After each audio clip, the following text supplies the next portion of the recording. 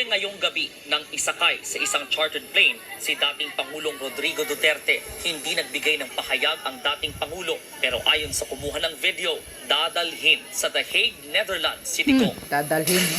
PRD dadalhin sa Netherlands. Naresto ng Banyaga. Kitang sumakay din ng naturang eroplano sina dating Executive Secretary Salvador Medialdea, PNP spokesperson Jean Fajardo at CIDG Chief Nicolas Torre III.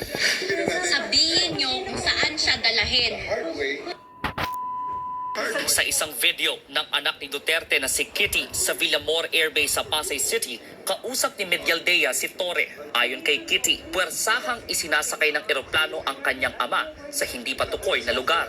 Matapos niyan, makikitang kausap na ng dating Pangulo si Torre. Sasama raw si Digong sa mga otoridad.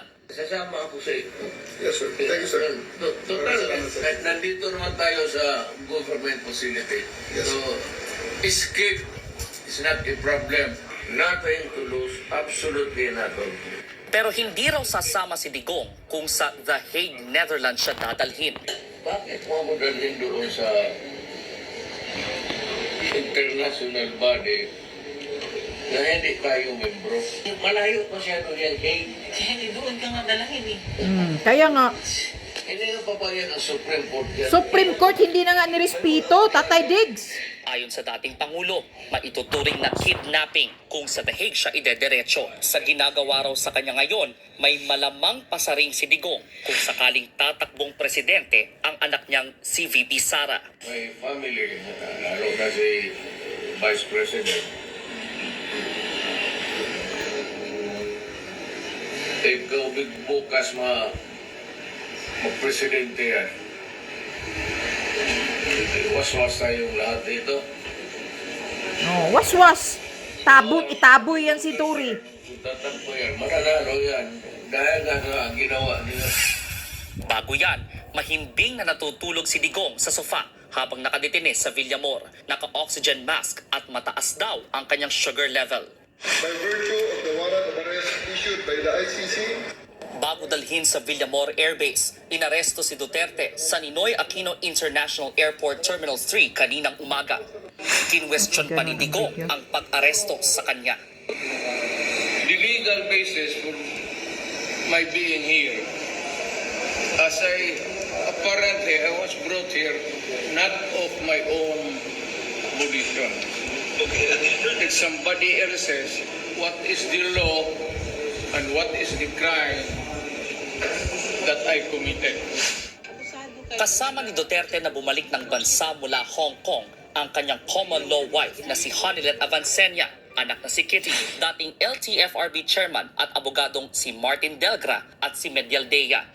Sinubukang sumunod ng ibang kaalyado ng dating Pangulo, kabilang si dating presidential aide Senator Bongo na may daladala pang pagkain pero hindi sila pinapasok. Nauwi pa sa tensyon kahit si Hanilet ang sumundo kay Go. Hindi na ako papasok. Ayaw akong papasukin dito.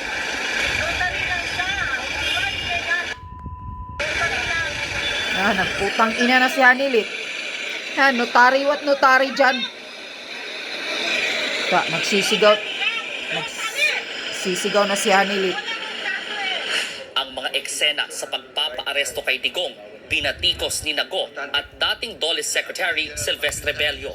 The process should be, if there is really a warrant of arrest, it should be given to our Department of Justice Correct. para sila mag-implement. Walang transparency. Hindi makatarungan at hindi dumaan sa tamang proseso. Hindi Napasugod makatarungan. din sa Villamor ang mga vlogger at taga-suporta ni Digong para magbantay.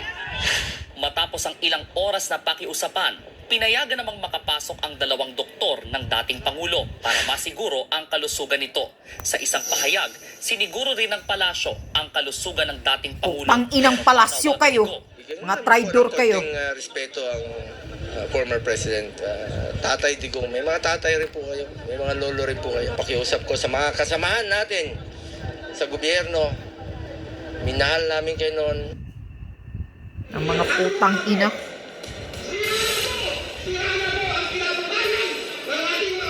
Nakakatanggap tayo ng impormasyon na nagpunta sa Korte Suprema si Attorney Israelito Torion para i-check ang status ng petisyon ng kapo ni Duterte para sa isang temporary restraining order para essentially hindi siya mailipad paalis ng bansa. Pero wala pa tayong kumpirmasyon kung nag-grant na ang PRO na ito dahil ang huling impormasyon mula sa Korte Suprema ay iniraffle ang petisyong ito. Balik sa inyo. Okay, Brian, confirm na natin na ang dating Pangulo ay nakasakay na sa eroplano kanina pa. Ang tanong siguro ng maraming tao ngayon, maraming Pilipino ngayon, ang eroplano ba ay nag-take off na o nasa tarmac pa rin? Bok, sa mga oras na ito, likely yung nasa tarmac pa ang eroplanong ito dahil lahat naman ng mga tao rito ay kahit na ongoing ang kanilang programa ay may nakaabang pa rin sa himpapawid kung meron na bang lumilipad na chartered flight. Nabanggit naman natin ang mga detalye ng naturang flight na yan ay wala pa tayong nakikita sa mga oras na ito. Pero as soon as makuha tayo o makakuha tayo ng confirmation, yan ang agad-agad nating ibabalita. Kaya sisikapin ko makabalik mamaya para makapagbigay ng karagdagang update. Balik sa